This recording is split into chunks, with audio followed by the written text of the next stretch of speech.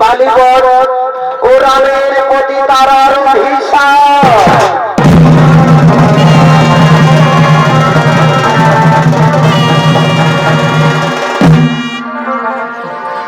এ হলো হিমালয় পর্বত। হিমালয় পর্বতের আরেক নাম হলো যিনি গিরিরাজ, পার্বতীর পিতা শিবের শ্বশুর। পার্বতীর পিতা শিবের শ্বশুর গিরিরাজ, তিনি তার মন্ত্রী সেনাপতি সৈন্যগণ লইয়ে হিমালয় পর্বতে আগমন করেছেন।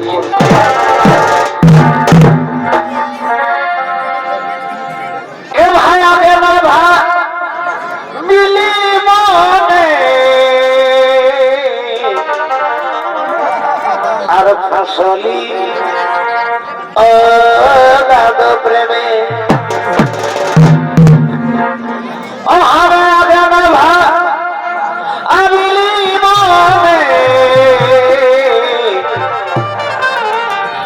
আর ফসলি অগাধ প্রেমে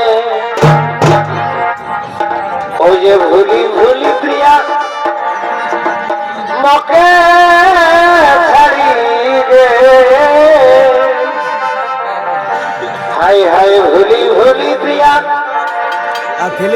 মকে ছাড়ি গেল। জাতি গোলামার সবে লুটিলে, ওই যে ভুলি ভুলি প্রিয়া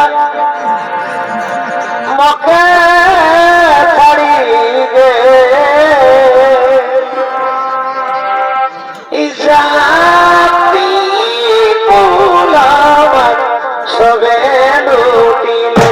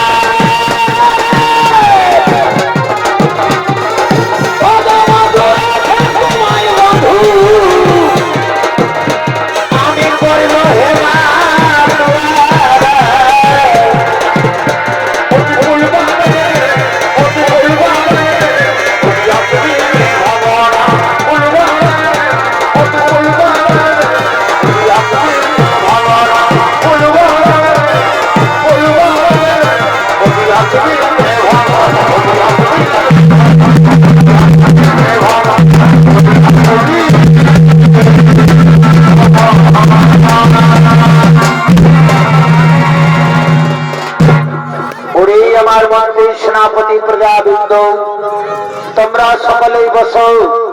আজ এই জরুরি সভায় আলোচনা হবে এই রাজ্যে দিন দরিদ্র মানুষ কে কেমন আছে, সঙ্গে থাকবে অস্পরিদের নৃত্য। মহারাজ কই এখনো পর্যন্ত না আসে অস্পরিগণ।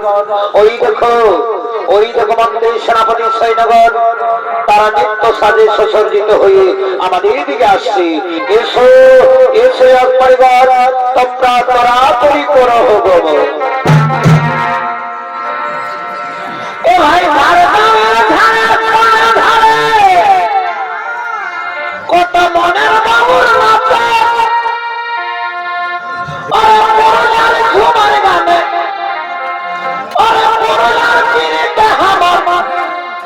মজা গেল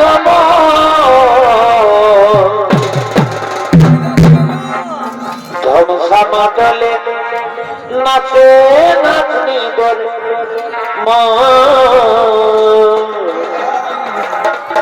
ধমসা মাতলে নাচে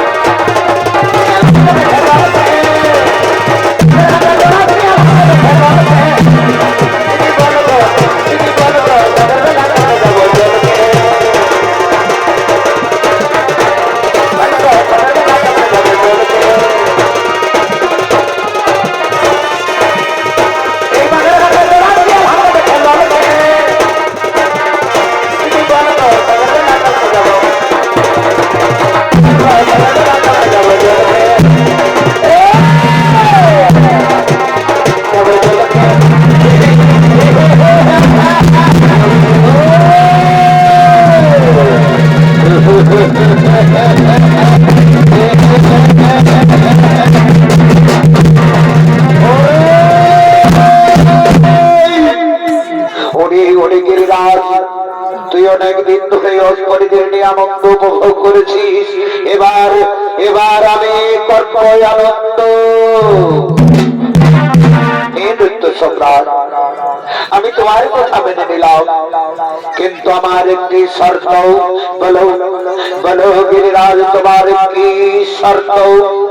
তুমি যাও সেই কিষ্কিন্ধাতে, ওই কিষ্কিন্ধাপতি বালিরাজকে পরাজয় করে তারপর আমার সিংহাসন দখল করো। আমি সহিচ্ছায় আমি আমার রাজমুকুট খুলে দেব আমি তোমার হাতে।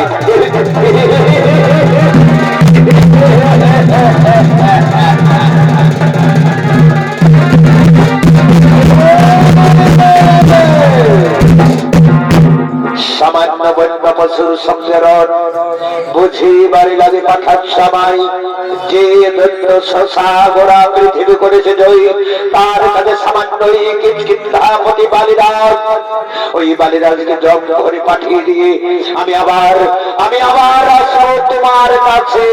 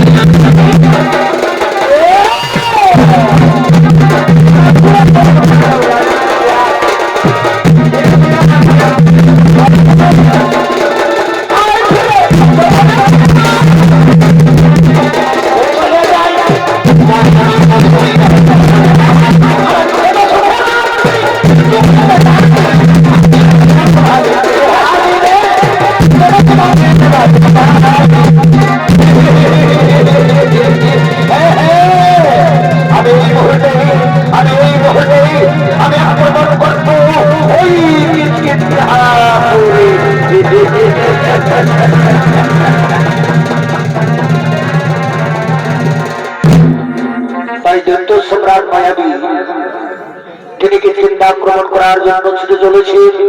আর এদিকে সে কি চিন্তাপতি বালিরাজ ও তার ভাতা সুগ্রীব তারা নিজ রাজসভায় আগমন করেছে।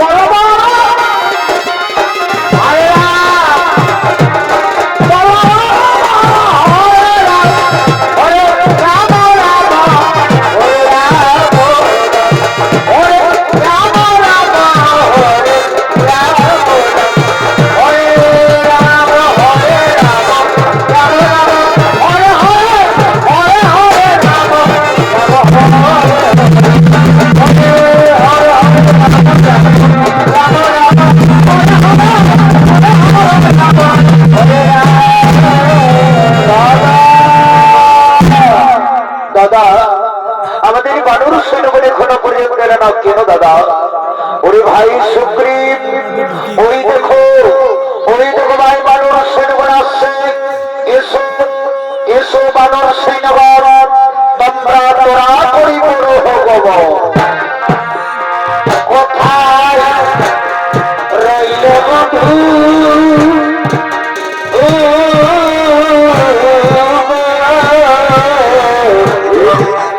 আজি তোকে মনে পড়েছে, আজি তোকে মনে পড়েছে।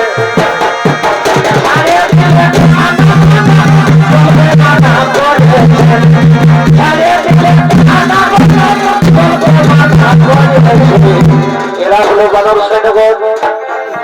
আর বানরের ঘুরে অংশ নিয়ে আসছেন দিলীপ কালিত্রী, সলাবত কালিত্রী ও ভোলানাথ কালিত্রী।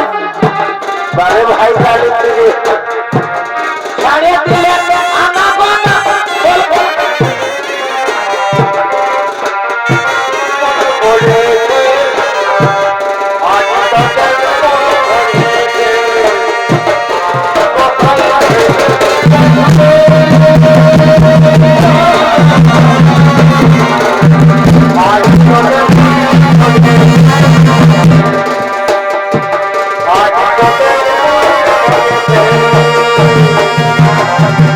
আগে কত ছিলি ভালো,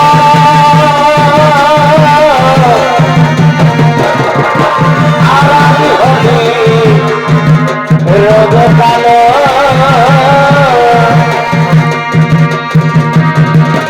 জানি কি হলে বাকি অন্য ভুলে ধরেছে, কি জানি কি হলে বাকি অন্য ভুলে ধরেছে। আজ তোকে মনে পড়ি রইলে বন্ধু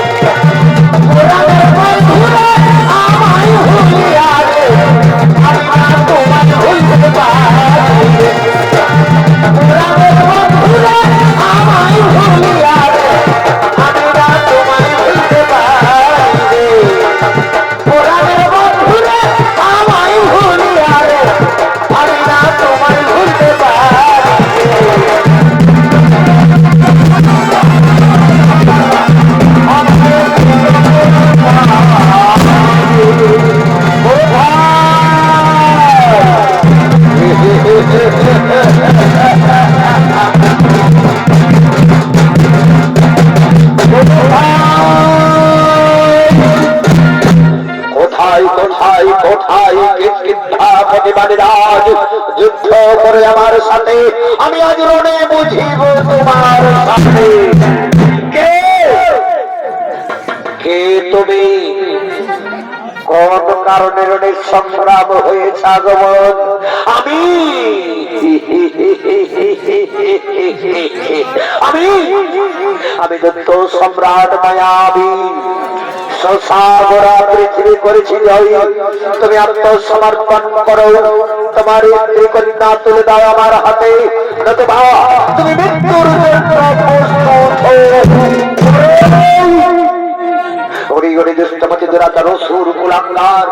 তোর বাপ মুখে ওই কথা তোর উচ্চারণ করতে তোর একটু জিভ কাঁপলো না? তুই জানিস না এই বালি কত শক্তিশালী, কত ভয়ানক? আই আই তাহলে দেখি কে কার জীবন নিয়ে করে খেলা।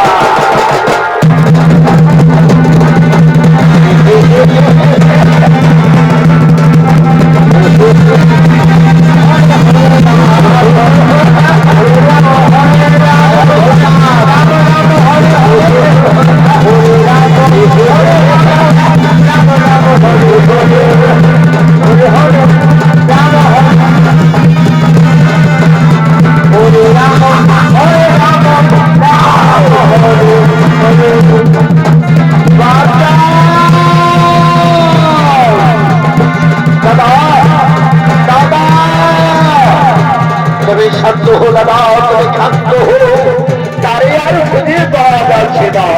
না ভাই না, আমি শান্ত হবো না ভাই। আমি যতক্ষণ নয় মায়াবীর প্রাণ নাশ করতে পারি, আমি ততক্ষণ শান্ত নই। ওই দেখো ভাই সুরঙ্গ, সেই সুরঙ্গ গুহার মধ্যে করেছি তাহলে প্রবেশ। তুমি থাকো ভাই এই সুরঙ্গের পথে দাঁড়ে, আমি প্রবেশ করি, আমি প্রবেশ করি ওই গুহার মধ্যে।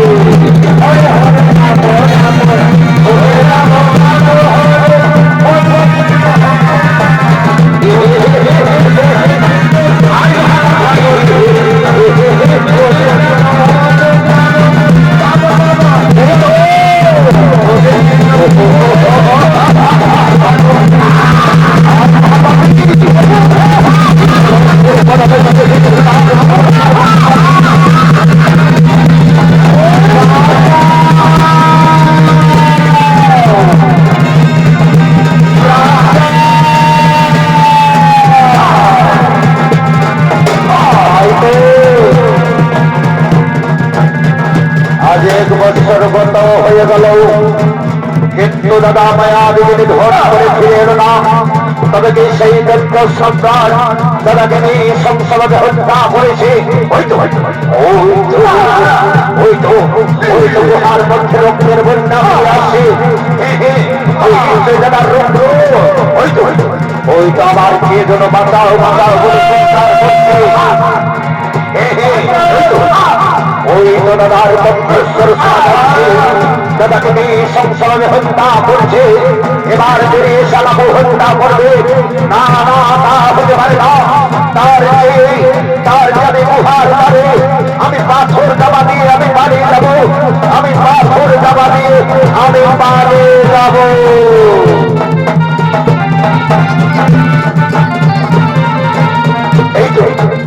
এই তো পাথর, আমি পাথরকে গুহার ধারে দিয়ে আমি পালিয়ে যাব।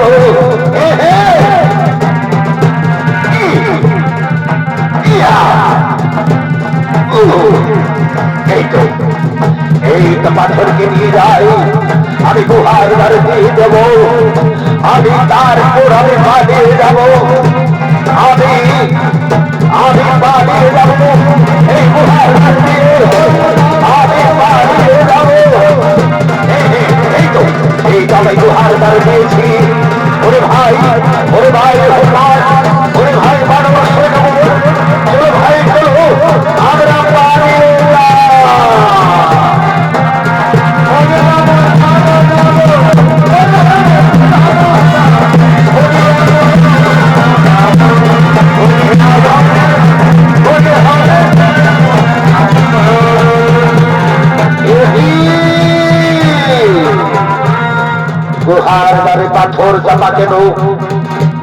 ভাই সুগ্রীব আমার সনে বেঈমানি করেছে, আমাকে মৃত্যুর মুখে ঠেলে দিয়েছে, রাজ সুখ মেনে যায়। ওরে ভাই সুগ্রীব, সে আশা তোর হবে না পূর্ণ। আমি পাথরকে সরিয়ে যাই, আমি পাঠাই তোকে শ্মশান ভবনে।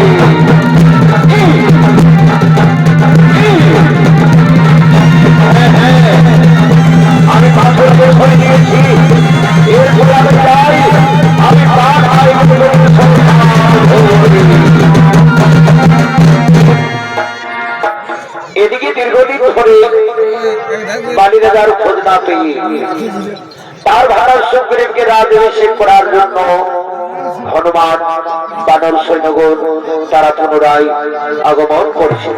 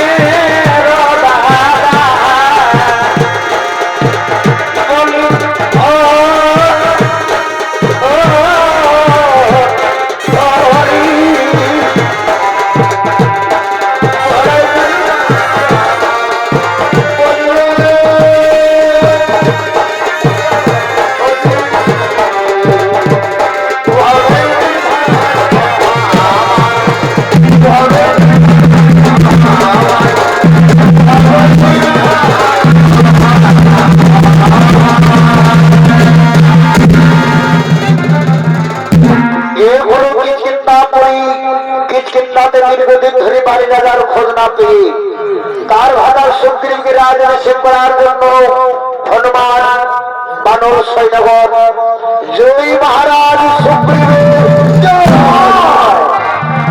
মহারাজ সুগ্রীবের জয় মহারাজ সুগ্রীবের বন্ধ করো জয় ধরি। আমি জীবিত থাকতে এই বেঈমান সুগ্রীব কিছুতেই কিষ্কিন্ধার রাজ সিংহাসনে বসতে পারবে না। দাদা আমার অপরাধ হয়েছে, দাদা তুমি আমায় ক্ষমা করে দাও। অসম্ভব, এই অপরাধের ক্ষমা তুই পাবি না, শাস্তি তোকে পেতেই হবে। ওরে বেঈমান, আমার চোখের সামনে থেকে তুই বহু দূরে পালিয়ে যা, নইলে মুসলা ঘাটে সারা পৃথিবী অন্ধকার দেখতে পাবি। মুছে যাবে সুগ্রীবের।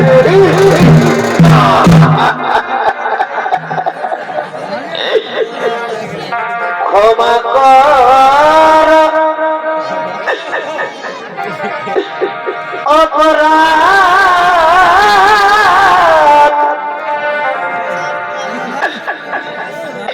আমি তাদের করেছি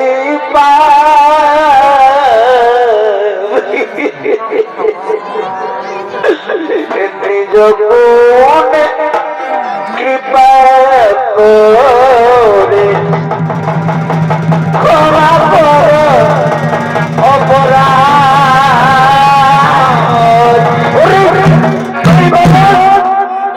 তুই আমার চোখের সামনে থেকে তুই বহু দূরে পালিয়ে যা, নইলে মুসলা হাতে আমি তোর বস্ত্র আমি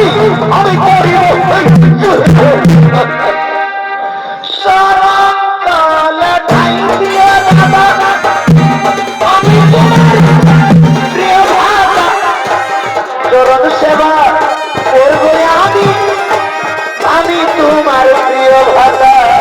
ওরে বেঈমান, তুই যদি আমার প্রিয় ভাতা হতি তাহলে আমাকে মৃত্যুর মুখে ঠেলে দিয়ে তুই পালিয়ে আসতে পারছিস না।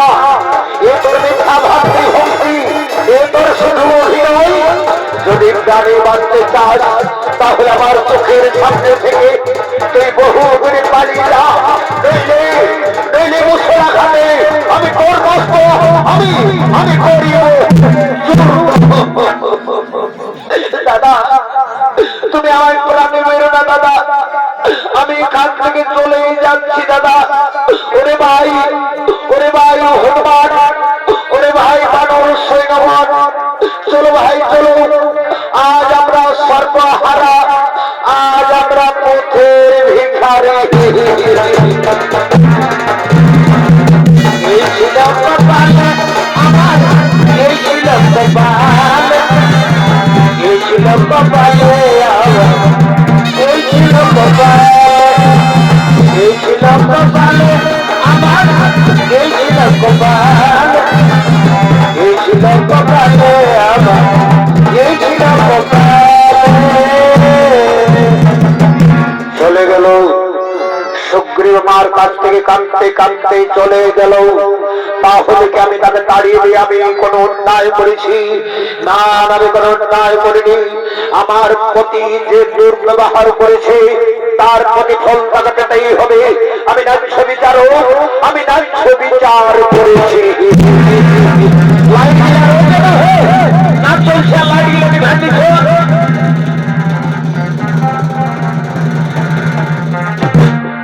ওদিকে ওদিকে দুষ্টমতি দুরাচার রাবণের অত্যাচারে সীতার বিহুটে শ্রীরামচন্দ্র ও তার তাদের ভাই লক্ষ্মণ আজ তো ভবনে কাঁদতে কাঁদতে ক্লান্ত হয়ে পড়েছে। আর কতটা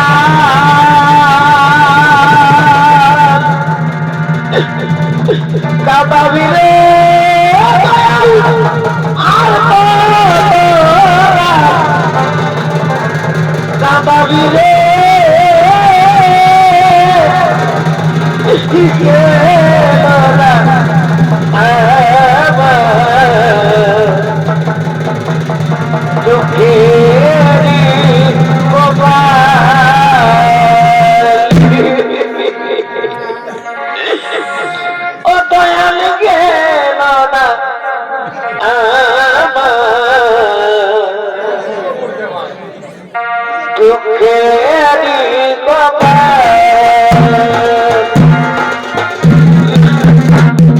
আর কতকাল কাঁদাবি রে, কাঁদাবি রে, গেল দুঃখেরই কপাল, ও দয়াল গেল না আবার দুঃখেরই কপাল।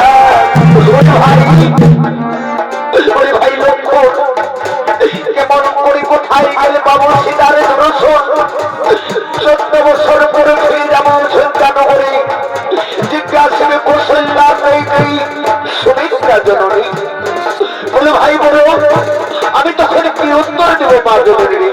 দাদা তুমি ধৈর্য ধরে দাদা, তুমি যদি ভাবে ভেঙে পড়ো তাহলে কি করে করিব সন্তান সীতা দেবীর আমার? ওরে ভাই লক্ষ্মণ স্বর্ণবিদ্যা ধরিবার সময় আমি যাবার সময় বলেছিলাম তোমায় সীতা থাকতে কুঠিরে, তুমি কুঠির ছেড়ে যেও না কোথাও।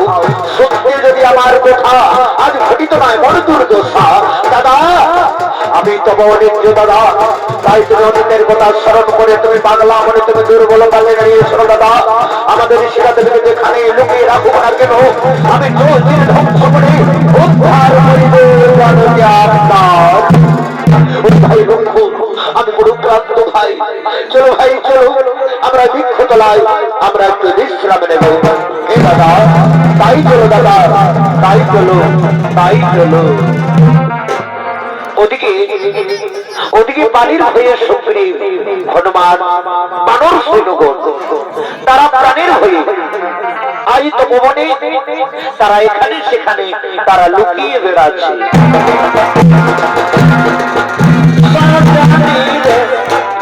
সকলে জানে না,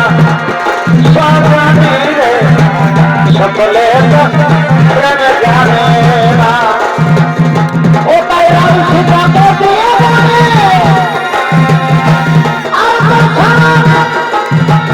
এই বললে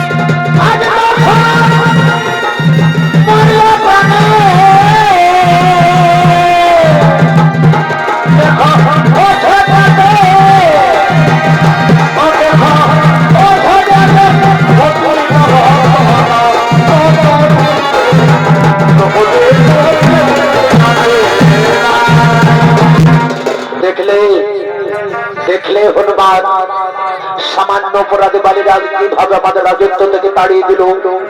আজ আমরা সর্বহারা, আজ আমরা পথের ভিখারি। রাজা তুমি চিন্তা করো না রাজা, যে বাড়ি সে অচিরে পড়ি বাড়ির রাজত্ব বেড়েছে, তার নিষ্কারিত প্রতিনিধি বাড়ি হনুমান। ওই দেখো হনুমান তুই যেন তপস্বীর বেশ ধারণ করে মানব বসে রয়েছে। আমার মনে হয় ওই বুদ্ধির সাগর বালিরাজ আমাদের অনুচর পাঠিয়েছে আমাদের সন্ধানে। তুমি যাও, তুমি যাও হনুমান, তুমি তাদের পরিচয় এবং তাদের জিজ্ঞাসা করে এসো। হে রাজন, আমি যাচ্ছি রাজন।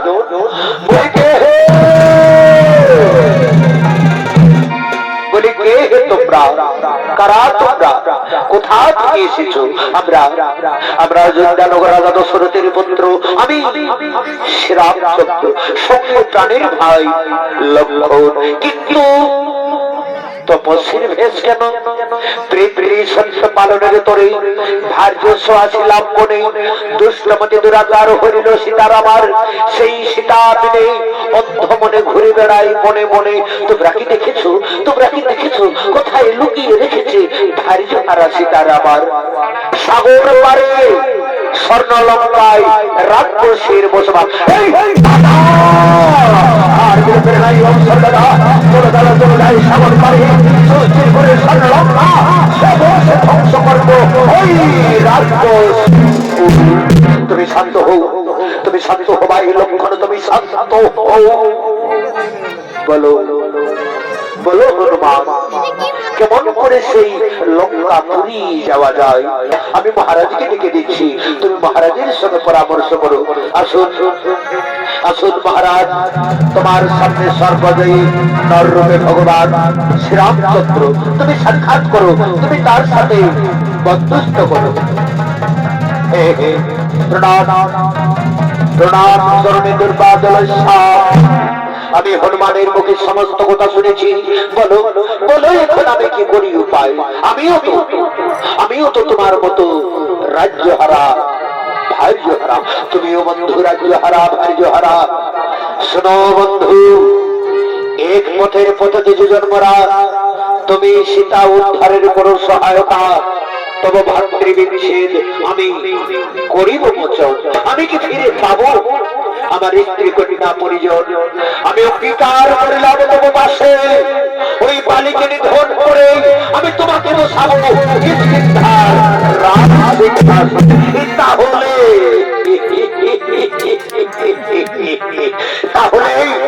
তাহলে আমিও তোমার চরণ ছুঁয়ে প্রতিজ্ঞা করছি, ওই লঙ্কার রাজা রাবণকে লেজে রেখে ডুবাইব ওই সাগরের জলে। তাহলে আর বিলম্বের নামে অবসর। যাও বালিরাজকে তুমি যুদ্ধ বার্তা জানিয়ে দাও, তুমি তার সঙ্গে করবে মল্ল যুদ্ধ। আমি সেই সময় আমি তার মুখে হানবো আমার তীক্ষ্ণ বাণ। হে প্রভু, আমি এক্ষুনি সেই অহংকারী বালিকে যুদ্ধ বার্তা জানাই। আমি জানাবো, ওরে বালি আয় আয় বালি আয়, আমার নৌকা পরাজিত হোক, তারপর পাবি তুই ওই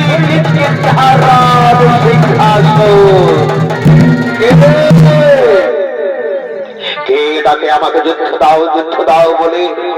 একই সুগ্রীব, এ তো তোর সাহস, তুই করবি আমার সঙ্গে যুদ্ধ? হ্যাঁ দাদা, যতক্ষণ দেখে থাকবে প্রাণ আমি বিনা যুদ্ধে না ছাড়িব কিষ্কিন্ধার রাজ সিংহাসন। মরণ তোকে করেছে স্মরণ, এ তোর মতের ধন।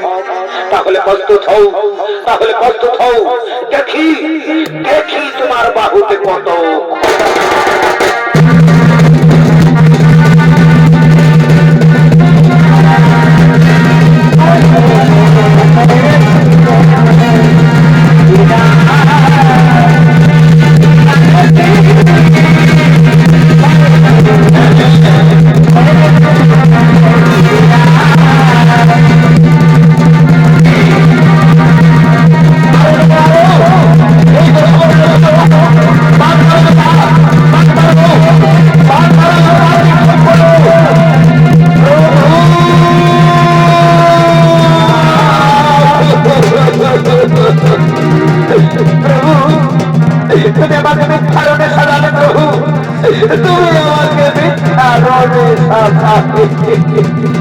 সুগ্রীব, আমি তোমাদের চিনতে পারিনি সুগ্রীব কে বালি আর কে সুগ্রীব আমি কেমন করে নিক্ষেপ করবো।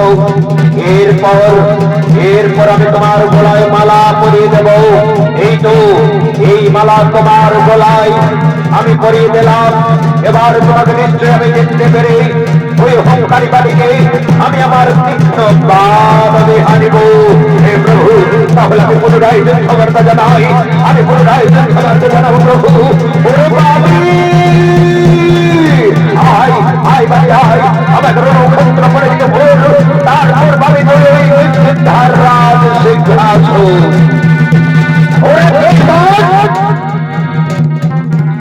একবার রণক্ষেত্র ত্যাগ করে তুমি করলে পলায়ন, এবার কিন্তু তোমার নিস্তার, এবার অবশ্যই তোমার পুস্তক আমি করিব টাকা।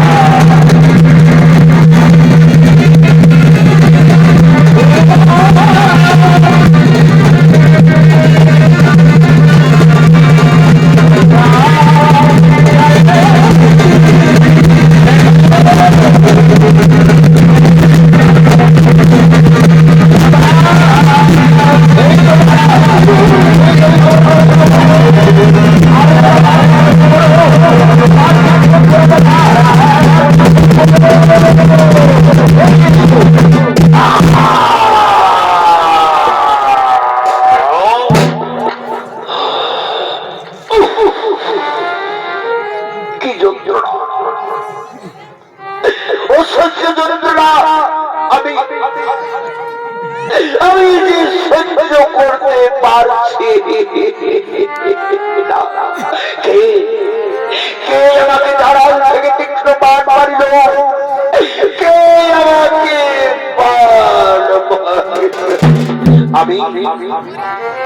আমি তোমাকে বাণ মেরেছি বলে রাজা তুমি।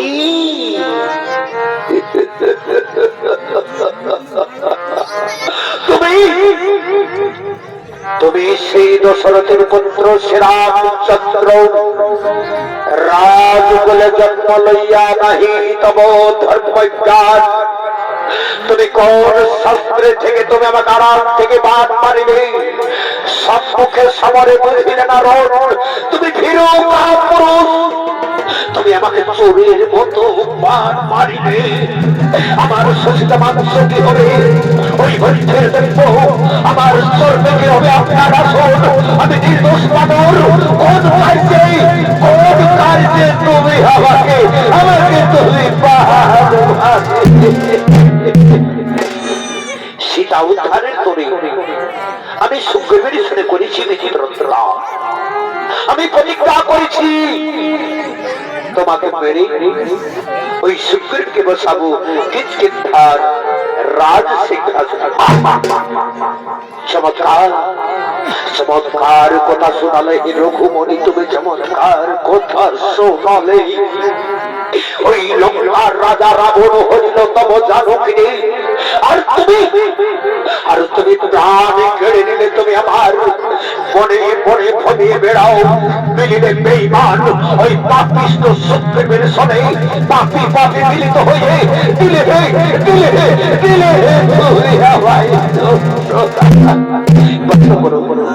বন্ধ করো তোমার তিরস্কার বাণী। আমি যে সহ্য করতে পারছি না, সত্যি তোমায় লজ্জা লাগছে রঘুমণি, সত্যি তোমায় লজ্জা লাগছে। অযোধ্যা রাজা দশরথ ছিল ধর্ম অবতার, কিন্তু তার পুত্র হয়েছে তুমি কুলাঙ্গার। কে তোমাকে ধর্মিক বলে সুগ্রীব, তোমার দাদার বুক থেকে তুমি তিনটা তুলে দাও, তাতে হয়তো একটু যন্ত্রণা কম পাবে। প্রভু আমি তাই করবো, প্রভু আমি তাই করবো। দাদা তুমি আমাকে ক্ষমা করে দাও দাদা, আমি বড় ভুল করেছি দাদা, আমি বড় অন্যায় করেছি দাদা। না বেঈমান না, তুই আমায় স্পর্শ করবিস না বেঈমান। ওই বেঈমান সুগ্রীব, এ তো তোর অহংকার, এ তো তোর মনে প্রাপ। তুই গিয়ে রাখি, তুই গিয়ে হত্যা করালি। না তুই আমাকে ক্ষমা করে দাও দাদা, না বেঈমান না দাদা।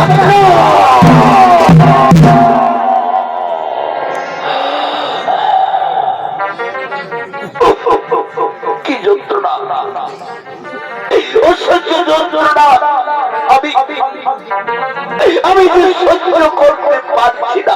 আমি বুঝি আর প্রাণে বাঁচব না, আমি বুঝি আর প্রাণে বাঁচব না। কোথায় কোথায় সুশেষ তারা দেবী, তুমি দেখে যাও, তারা তোমার আজ বীর শ্রেষ্ঠ স্বামী, আজ বীর দর্পে, আজ রণভূমিতে পড়ে রয়েছে। তারা তারা চাই, তারা তারা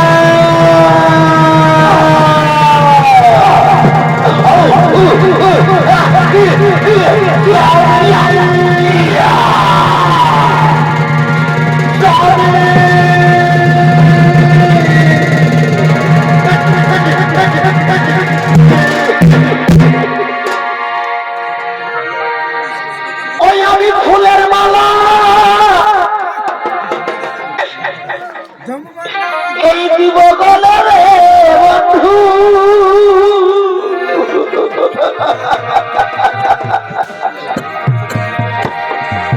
আমি ফুলের মালা দিব গলে রে বন্ধু, আমার ফুলে বসাইয়া আমারে যেও না সারিয়া, যাইও না বন্ধু রে, আমারে যাইও না ছাড়িয়া,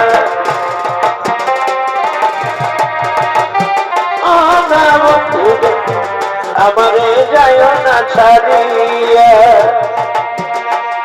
আমি ফুলের মালা দিব গলে রে বন্ধু, ফুলের মালা দিব গলে রে বন্ধু, ফুলে দেব আমারে যাইও না ছাড়িয়া, যাইও না বন্ধু, আমারে যাইও না ছাড়িয়া, আমারে যাইও না ছাড়িয়া। স্বামী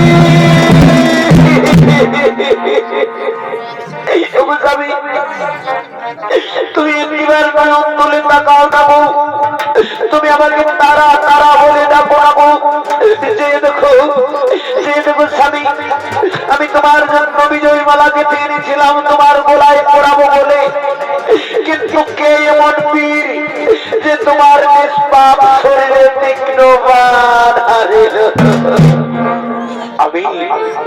আমি তোমার স্বামীকে হত্যা করেছি তারা দেবী। তুমি সেই রঘুকুলের মণি শ্রীরাম চন্দ্র আমার স্বামী কিসের বিবাদ করেছিল, আমার স্বামী কি অপরাধ করেছিল যে তুমি নিষ্পাপ শরীরে বাদ আনিলে? তুমি কোন কার্যে তুমি আমার স্বামীকে তুমি হত্যা করিলে? শোনো তারা দেবী, সীতা উদ্ধারের তরে আমি সুগ্রীবের সঙ্গে করেছি বেটি রত্ন, আমি প্রতিজ্ঞা করেছি তোমার স্বামীকে হত্যা করে ওই সুগ্রীবকে বসাবো কিষ্কিন্ধার রাজ সিংহাসনে। চমৎকার কথা শোনালে রঘুমণি, তুমি চমৎকার কথা শোনালে। তুমি এক নারীর প্রাণে হাসি ফোটা দিকে আমার প্রাণের বন্যার বাগ মুছে দিলে, তুমি আমার স্মৃতির সিঁদুর ভেঙে দিলে, তুমি আমার হাতের শাখা সাজাইলে আমায় বিধবা। একমাত্র নয়নের মণি অঙ্গদার সারা জীবনের মতো পিতৃহারা ওই বেঈমান সুগ্রীবকে দেবে আমাদের ঘরের মধ্যে সারা ভার। জবাব দিয়ে রঘুমণি চুপ করে থাকবেন না। আমি কেমন করে বেঁচে থাকবো? শোনো তারা দেবী, এতে সুগ্রীবের করুণা হিত সর্বদেশের দোষী আমি, শাস্তি দিতে হই। তুমি আমাকে শাস্তি দাও, আমি তোমার শাস্তি মাথা পেতে আমি গ্রহণ করে নেব। শাস্তি তোমাকে পেতেই হবে রঘুমণি। আমি তোমায় অভিশাপ দিচ্ছি রঘুমণি, সীতা উদ্ধারিবে, কিন্তু পরক্ষণে সীতার শরী হইবে বিচ্ছেদ ঘটে না। আমি যেমন চোখের ধরে হাত তার করে ধরে নিবে যাচ্ছি, তুমি ওই সীতার বিচ্ছেদে হাহাকার করে ধরণী ভাষাবে আমি তব অভিশাপ আমি মাথা পেতে গ্রহণ করে নিলাম। যেন সতীর বাক্য না হই কোনদিন লঙ্ঘন, যেন সতীর বাক্য না হই কোনদিন লঙ্ঘন। নারায়ণ, আমি কিন্তু শান্ত নই, আমি পিতৃহত্যার তাই হবে বস্ত্র তব অভিলাষ আমি অবশ্যই করিব পূর্ণ। তবে এখন নয়, তারপর যুগে তুমি বেদ রূপে জন্মগ্রহণ করবে।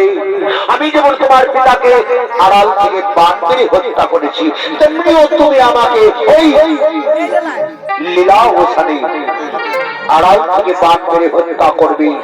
তোমার হাতেই হবে আমার মরণ, তোমার হাতেই হবে আমার মরণ। এখন এসো বালির সৎকার্য করি এবং সীতা উদ্ধারের কার্য করি। পাখি জমা ইতিয় দয়া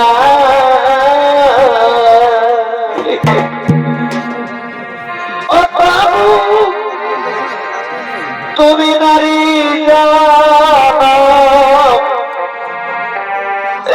তুমি প্রিয়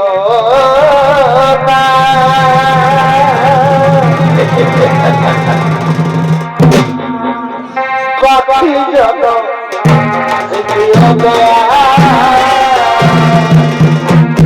তারা দেবী তুমি শান্ত হো, তারা দেবী তুমি মুছো চোখের জল। আমি কেমন করে শান্ত হব রঘুমণি? বুকের ভিতর স্বামীর বিচ্ছেদের দাওয়ার নেই, আমার তাও তাও করে জ্বলিছে অনল। আমি যে পারি না নিধাতে রঘুমণি, কে বলে তুমি দয়াময়ী? আমি তো দেখছি তোমার পাশানে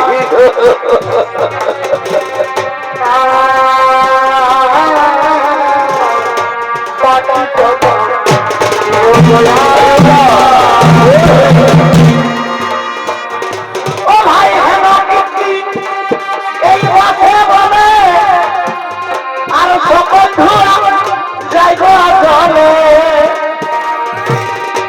হেমকীর্তি পথে বলে সকল যাই গো চলে। ও দেখো যাই না ধোয়া কোপালের লিখো, দেখো যাই না ধোয়া কোপালের লিখো। আমার হলো না হে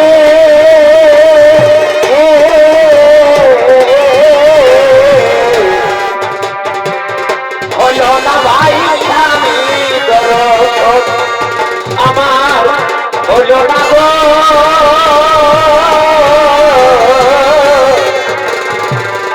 হলো না হে স্বামী দরদ।